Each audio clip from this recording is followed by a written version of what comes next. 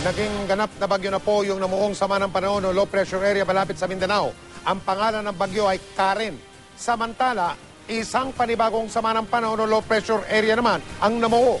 At ngayon ay nasa loob na ng tinatawag ng Philippine Area of Responsibility. Makibalita tayo mula sa ating resident meteorologist, ang ating ekspertong totoo, si Ginoong Nathaniel Cruz. Mangkaning. Mike, si Bagyong Karen ang ika-11 bagyo na pumasok sa Philippine Area of Responsibility ngayong taon.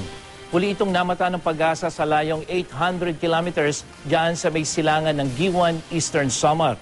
Taglay nito ngayon ang lakas ng hangin aabot sa 65 kilometers per hour near the center at bugsong 80 kilometers per hour. Gumagalaw ito pahilaga sa bilis na 11 kilometers per hour. Base sa storm track ng Weather Central, maliit pa ang tsansa nitong tumama sa kalupaan pero magdudulot na ito ng mga pagulan, lalong-lalo na dito sa Visayas at Mindanao. Isang shallow low pressure area naman, Mike, ang namataan at ito ay nasa layong 170 kilometers west of Bataan. Mangkani, ano ito mga pagulan-ulan na nararanasan dito sa Metro Manila at iba pang bahagi ng Luzon? May kinalaman ba yan sa bagyo, sa low pressure area o ano ba yan, Mangkani? Mike, yung ulang kahapon at kanina dito sa Metro Manila ay dulot ng hanging habagat at hindi nung bagyong si Karen kasi medyo may kalayuan pa itong bagyong si Karen. Pero itong shallow low pressure area, hinahatak na nito yung hanging habagat na siya namang nagpapaulan dito sa Southern Luzon.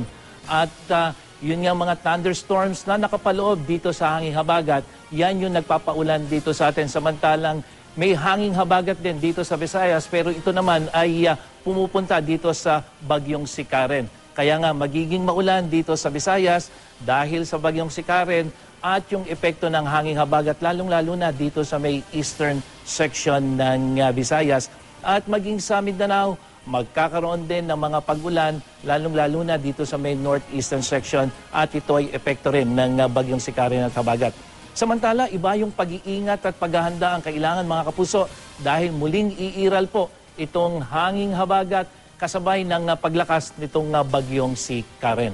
At para sa karagdagang detalye tungkol sa ulat panahon, pumunta lang sa GMA News weather page. Ako po si Nathaniel Cruz para sa I Am Ready, serbisyong totoo ng GMA News. Maraming salamat, Mangkani.